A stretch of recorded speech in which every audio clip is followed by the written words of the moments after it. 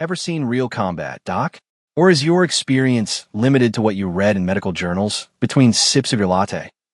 The voice, sharp and laced with the casual cruelty of unearned confidence, cut through the organized chaos of the Roll 2 aid station. The crowd of over-caffeinated, exhausted corpsmen and medics, a frantic orchestra of ripped packaging and barked orders, paused for a half-second. A few of them, the younger ones who orbited the speaker like moons around a loud, self-important planet, snickered. Petty Officer Cade Hotshot Jennings, a Navy SEAL medic whose reputation for battlefield competence was matched only by his towering arrogance, gestured with a blood-stained glove toward the woman sitting quietly on the floor. She didn't react. She didn't even look at him. Her focus was entirely on the crude pressure dressing she was methodically applying to a deep gash in her own left thigh, a piece of her torn trousers packed tightly against the wound. Dust and grime caked her face, matting her dark hair to her forehead, but her hands were steady, her movements economical and precise. They were the hands of a professional, though not in the way Jennings assumed. He saw a civilian, a volunteer from some do-gooder organization, a soft liability caught in the hard reality of an IED blast that had rocked the forward operating base just 30 minutes prior. He saw a problem to be managed, a piece of distracting human debris in his highly efficient medical domain. But just then, from the command tent across the dusty compound, a figure emerged, his silhouette framed by the harsh afternoon sun. Master Chief Elias Vance, the grizzled leader of Jennings's own SEAL team, began walking toward the cacophony, his eyes already scanning, assessing, missing nothing. He saw the chaos, he saw his medic holding court, and he saw the woman on the floor.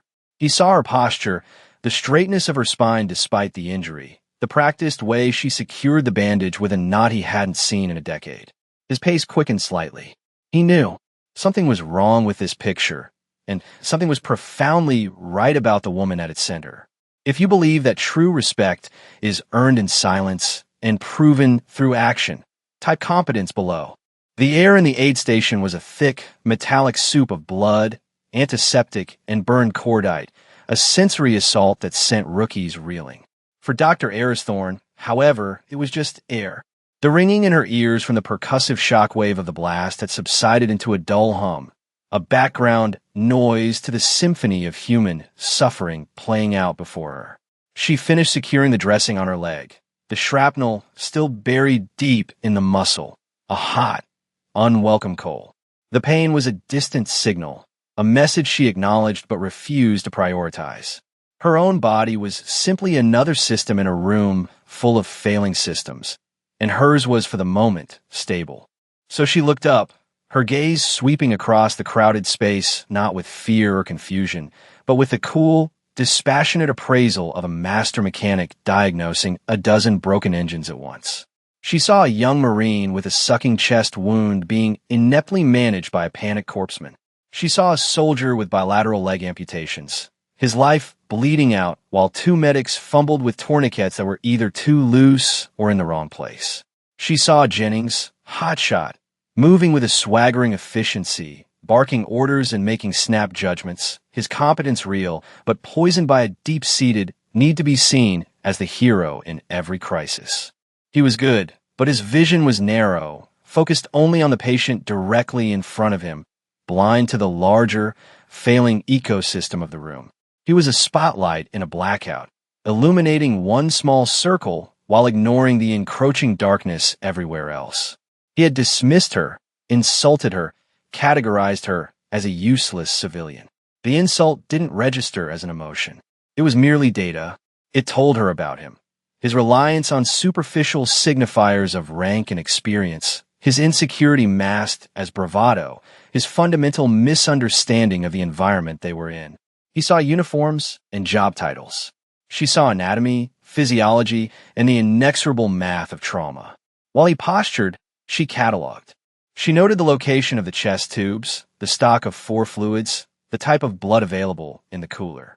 Her mind, a silent, powerful computer, was building a strategic overview of the entire disaster, identifying choke points and critical failures. The young Marine with the chest wound began to struggle for breath, his skin turning a dusky blue. The corpseman beside him looked up, his eyes wide with panic, searching for help. He looked right past the quiet woman on the floor, his gaze drawn to the loud, confident SEAL medic. It was a fatal and common assumption. The calm professional was invisible. The loud amateur was a magnet for attention. Eris felt a cold certainty settle in her chest. The system was failing, and soon she would be forced to intervene. The quiet would have to end. The double doors of the aid station burst open with a violent slam, thrown wide by two straining soldiers carrying a litter. On it, a man lay broken, his uniform shredded and soaked to dark, glistening crimson. "Make a hole," one of them screamed, his voice cracking with desperation. "This is Eagle 6. He's crashing." The announcement sent a fresh jolt of adrenaline through the already strained medical team. Eagle 6 was the call sign for their platoon commander, a young, universally loved lieutenant. Jennings spun around, his focus immediately shifting to the new, high-value patient. He shoved a junior medic aside. "I've got him. Give me vitals. Now." He ripped away the tattered fabric of the lieutenant's uniform, revealing the devastating extent of the injuries. A massive, weeping wound in the upper thigh was pumping blood in rhythmic, arterial spurts, defying the field tourniquet that had been hastily applied. His chest was unnaturally still on one side, his trachea deviating, a classic sign of a tension pneumothorax. The monitor shrieked its alarm as the lieutenant's blood pressure plummeted. "Damn it," Jennings snarled, his confident facade beginning to crack under the immense pressure. "He's going into PEA. The tourniquet's not holding. I need clamps, lap sponges, a full trauma pack." He worked frantically, his hands a blur of motion, but it was disorganized energy. He tried to clamp the bleeder, but the tissue was too shredded. He attempted to pack the wound, but the sheer volume of blood washed the gauze out as fast as he could put it in. He was losing. The lieutenant's life was slipping through his fingers, and his textbook knowledge was failing him in the face of such catastrophic damage. He was a mechanic trying to fix a shattered engine with a single wrench. From her position on the floor, Eris Thorne watched this unfold with an unnerving stillness. The pain in her leg was a roaring fire now, but she compartmentalized it, locked it away in a mental box. She saw the struggling medic, the dying officer, and the precise point where the current intervention was failing. She saw not just the problem, but the elegant, unconventional solution required. Pushing herself up with a grunt, she began to move. Her limp was pronounced, each step a fresh agony, but her path was direct. She ignored the frantic shouts and the chaos. She moved past the main supply carts, her eyes scanning for something specific. She didn't grab a trauma pack. Instead, she took a 14-gauge for catheter, a sterile irrigation syringe, a length of 4 tubing, and a single silk suture.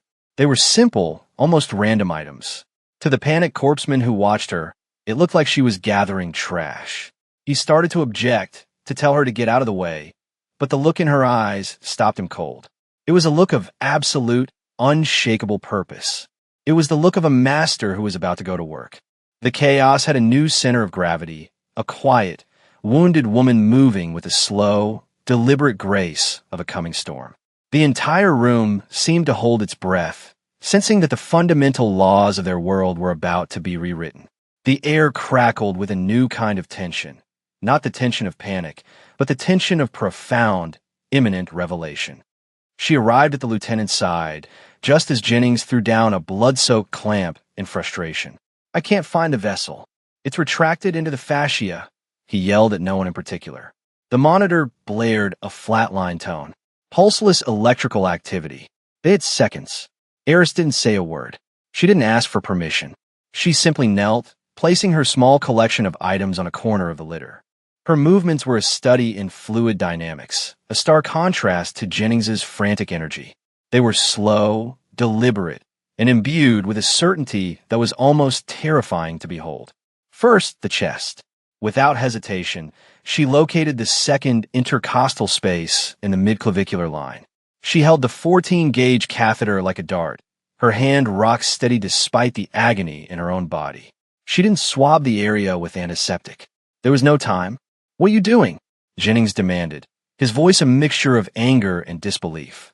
She ignored him. With a single, precise motion, she plunged the needle into the lieutenant's chest. There was a sudden, explosive hiss of escaping air, like a punctured tire. The lieutenant's chest rose symmetrically for the first time, and the monitor, as if by magic, beeped back to life with a weak but steady rhythm. A collective gasp went through the room. The junior corpsman stared, dumbfounded. They had just witnessed a perfect needle thoracostomy, performed in seconds, under impossible pressure, by a wounded civilian. But she wasn't finished. Her attention immediately shifted to the catastrophic leg wound. Jennings had been trying to find and clamp a single artery. Eris saw that the femoral artery and vein were both shredded beyond simple repair. Clamping was futile, so she improvised. She took the length of 4 tubing she had procured. With the sterile syringe, she flushed it with saline. Then, with a skill that defied belief, she used her fingers to manually dissect through the mangled tissue, locating the proximal and distal ends of the severed artery. Her touch was impossibly gentle, yet firm. She exposed the vessels, ignoring the torrent of blood. Then she did something no one in that room had ever seen. She inserted one end of the 4 tubing into the proximal end of the artery and the other into the distal end, creating a crude but effective vascular shunt, a temporary bypass. To secure it, she used the silk suture she had brought, tying a complex, beautiful knot around each connection point. The knot was a series of interlocking loops, cinching down with perfect tension. The furious pumping of blood from the wound slowed, then stopped. The leg, which had been turning a pale, waxy color, began to pink up as circulation was restored. The monitor chirped again, this time with more authority. Blood pressure was rising. The patient was stabilizing. A profound, deafening silence fell over the aid station. The frantic beeping of the monitors was the only sound. Every eye was on the quiet woman kneeling in a pool of another man's blood, her own leg bleeding beneath her. Jennings stood frozen, his hands hovering uselessly over the patient. His face was a mask of pure, unadulterated shock. The arrogance had been sandblasted away, leaving behind raw, gaping disbelief. He stared at the improvised shunt, the elegant knot, the stabilized patient. He looked at her hands, stained and steady. He opened his mouth, but no words came out. He had just publicly mocked this woman's competence, and she had responded by saving a man's life with a technique that wasn't in any of his manuals. It was a refutation so total, so absolute, that it felt like a physical blow. The quiet professional had spoken, not with her voice, but with her hands, and her message was undeniable. Master Chief Elias Vance had stopped at the threshold of the aid station, his large frame filling the doorway. He had seen the entire event unfold, a silent, grim-faced observer from the moment Eris began to move. He had watched her ignore the chaos, watched her gather her unorthodox tools, watched the other medics nearly dismiss her. He had felt a knot of anger tighten in his gut at Jennings's initial, arrogant question, but he had held his position, trusting an instinct honed over 25 years of operating in the gray spaces between life and death. He recognized the economy of her motion. It was the hallmark of someone who had performed these actions not dozens, but hundreds of times in conditions far worse than this. He saw the cold fire in her eyes, the complete absence of panic, and it was like looking in a mirror from a past life. When she performed the needle decompression, a flicker of recognition crossed his face. It was clean, brutally efficient, but it was the second act that made his blood run cold with awe. As she fashioned the shunt from simple 4 tubing, he leaned forward, his eyes narrowing. He wasn't watching the procedure itself. He was watching her hands. He was watching the knot she tied. It wasn't just any knot.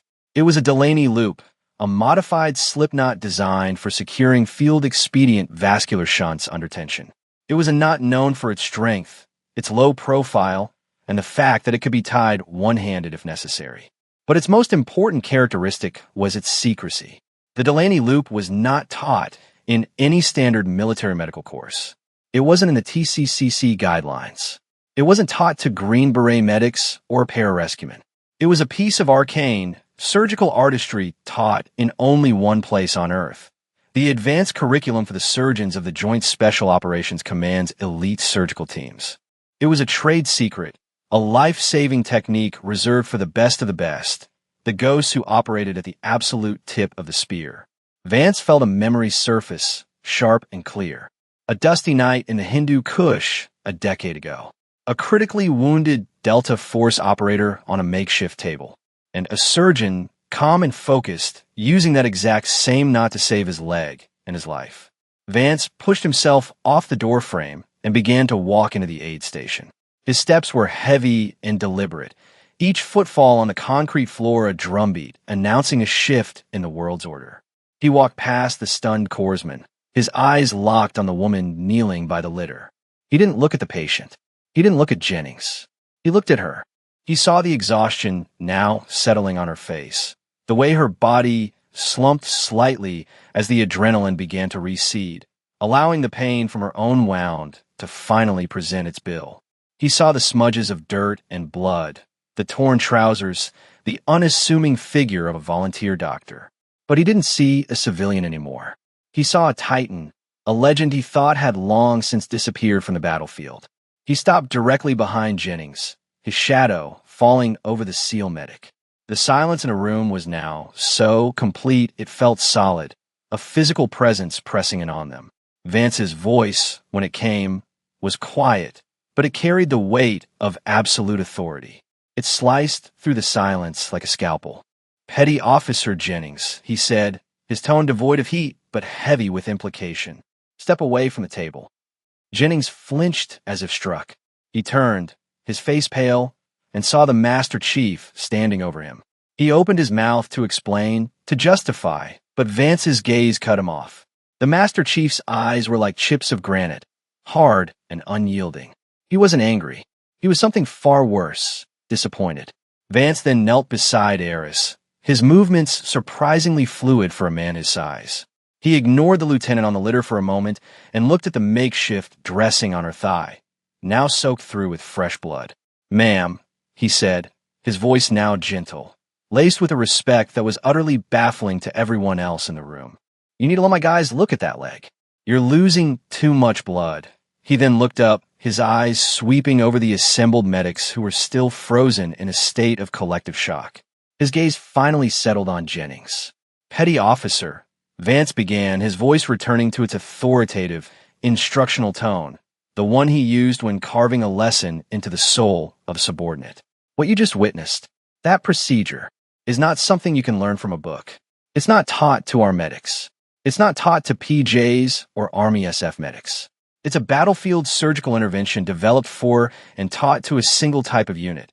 He paused, letting the weight of his words sink in. The air grew thick with unspoken questions. "Jennings, do you know what a special operations surgical team is?" Jennings, humbled and confused, could only manage a numb nod. "Yes, Master Chief. They're Tier 1 assets.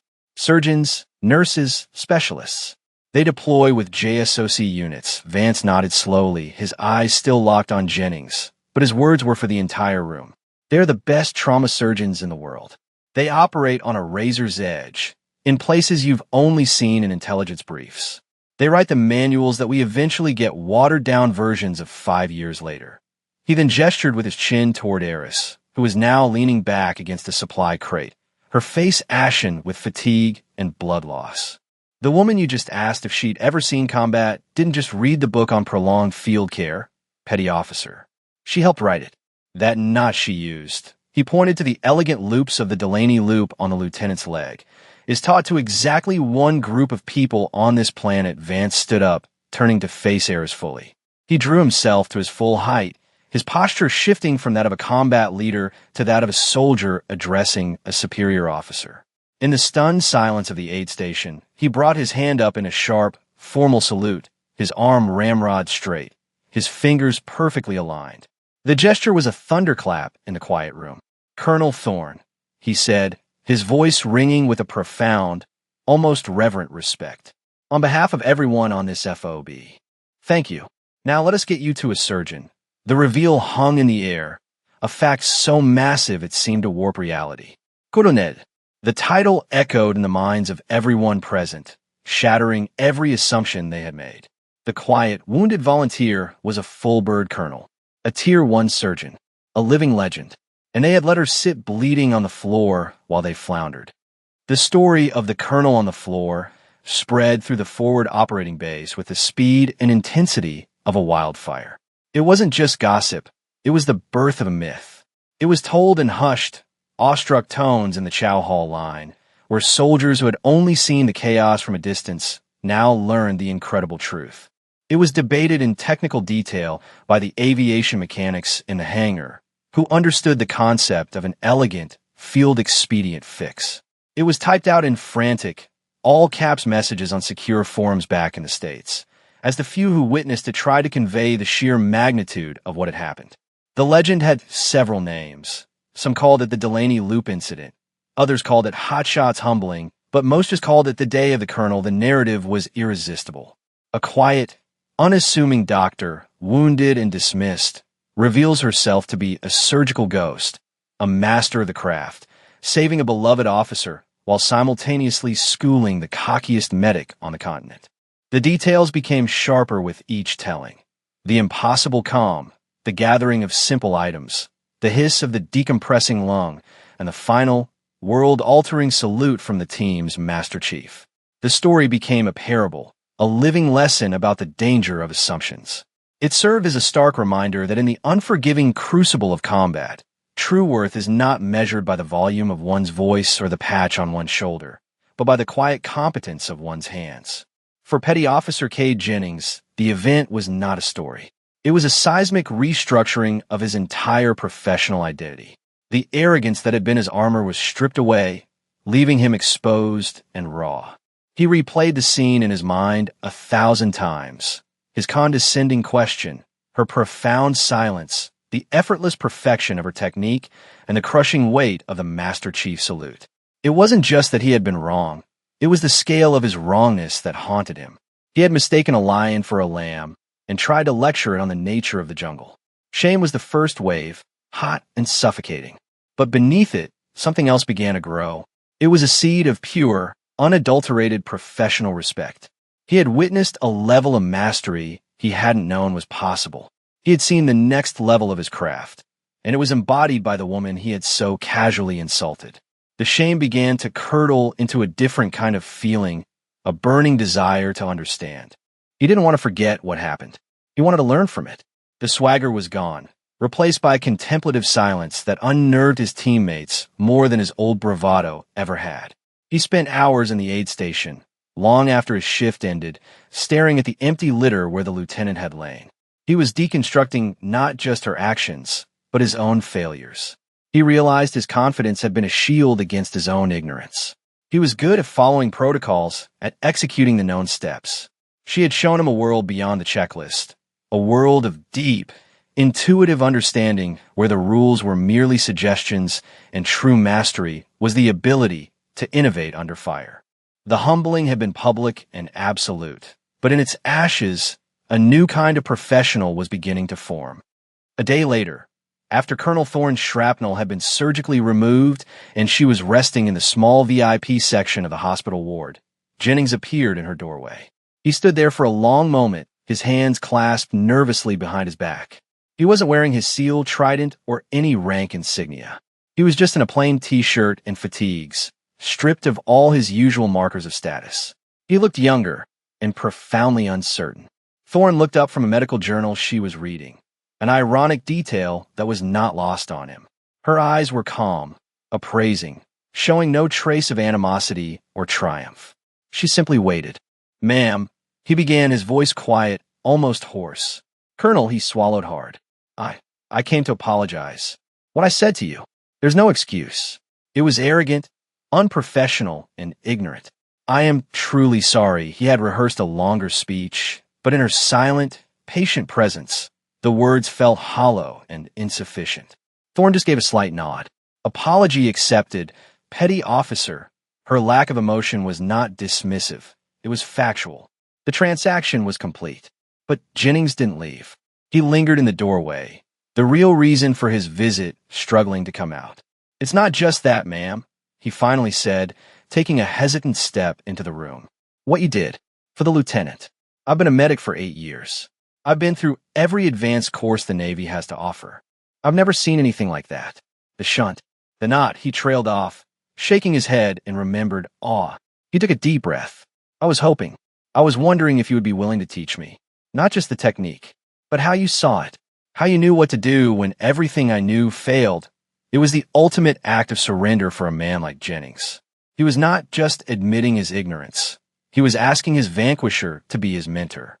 He was placing his professional development in the hands of the person who had so thoroughly dismantled his ego. Thorne closed her journal and placed it on the bedside table.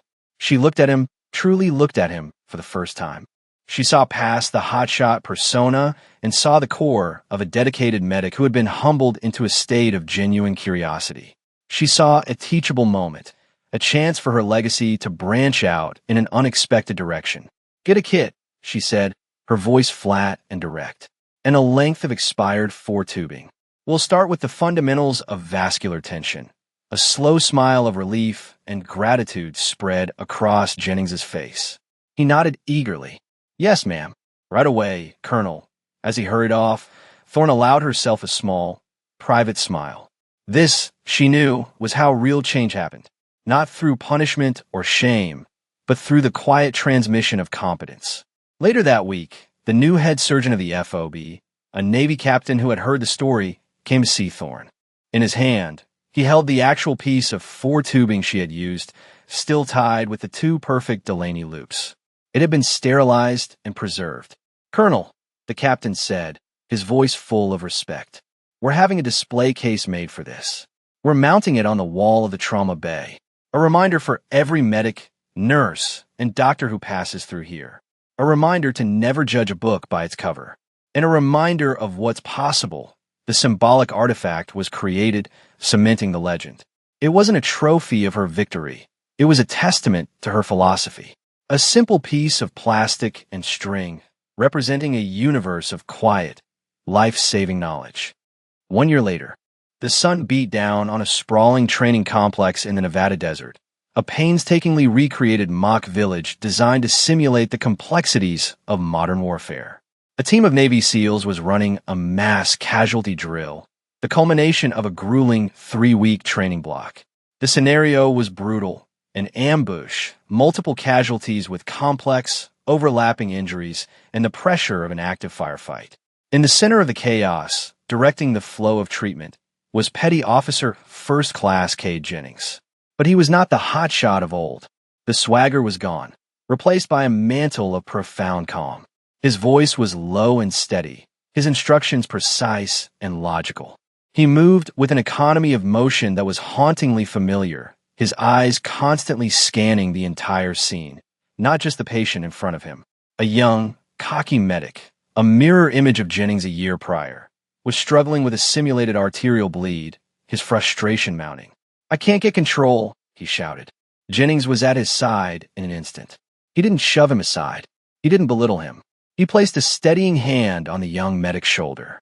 Breathe, Jennings said quietly. Stop seeing the blood. See the anatomy. What's the problem? The young medic, flustered, stammered. The protocol says to clamp it. The protocol is a guide, not a gospel, Jennings countered, his voice patient. The protocol failed. What's next? What does the damage tell you? What tools do you have, not just in your bag, but in this room? He was teaching, not commanding. He was forcing the medic to think, to see beyond the checklist. It was the Socratic method of trauma care, the Thorne method. He guided the young SEAL through the logic of creating a field-expedient shunt, explaining the principles of vascular tension and flow. When it came time to secure it, he had the medic tie the knot himself. Slowly, Jennings instructed. Every loop has a purpose. Feel the tension. This isn't just a knot. It's a promise to the man on the table. He had become a conduit for her philosophy. Colonel Thorne's legacy was not a plaque on a wall or a story told over drinks. It was here in the Nevada desert, in the hands of a once arrogant medic who was now teaching a new generation how to save lives with humility and intelligence. Her competence had not just won a single battle in an aid station. It had changed the very culture of a SEAL platoon's medical readiness. Her silence had echoed, creating a new kind of sound, the quiet confidence of medics who knew their craft on a fundamental level. The seeds of her knowledge, planted in the fertile ground of a humbled ego, had grown into a forest. Back at that distant forward operating base, now under a different command, the legend endured. It had become a part of the institutional folklore, a mandatory story for all incoming medical personnel. On their first day, the new head of nursing, a grizzled Army Master Sergeant, would gather the new nurses and medics in the main trauma bay. He would walk them over to the far wall, where a small, museum-quality display case was mounted. Inside, on a bed of black velvet, rested a simple piece of clear plastic four-tubing, tied at both ends with a strange, elegant knot. "Look closely," the Master Sergeant would say, his voice low and serious. "This is the most important piece of medical equipment on this base. It is not a scalpel, or a ventilator, or a defibrillator. It is a reminder." He would then tell them the story of the day a wounded civilian volunteer sat on the floor of that very room, bleeding from shrapnel wound. He would tell them about the cocky SEAL medic, the dying lieutenant, and the impossible intervention. He would describe the hiss of the needle, the creation of the shunt, and the moment a Master Chief saluted a colonel in disguise. That woman, he would conclude, tapping the glass case, was Colonel Eris Thorne, a living legend. But she didn't walk in here wearing her rank. She didn't announce her credentials. Her competence was her uniform. Her skill was her rank. She taught this entire base a lesson that day. Respect is not owed to a patch or a title. It is earned through action. Assume nothing. Question your own arrogance. The quietest person in the room might just be the one you should be listening to the most. True legacy isn't a list of accomplishments you leave behind. It is the competence that continues forward in the people you've taught. It's not a static monument, but a living, breathing skill pass from one steady hand to another. Colonel Thorne didn't just save one lieutenant's life. She reforged a medic, who in turn would go on to train dozens more, saving countless lives in firefights yet to come. Her single act of quiet professionalism echoed through time, a ripple of competence spreading ever outward, a silent testament to the fact that true strength doesn't need to announce itself. It simply is. For more stories where quiet competence triumphs over loud assumption, and where a steady hand defines their worth, subscribe to Unknown Heroine Tales.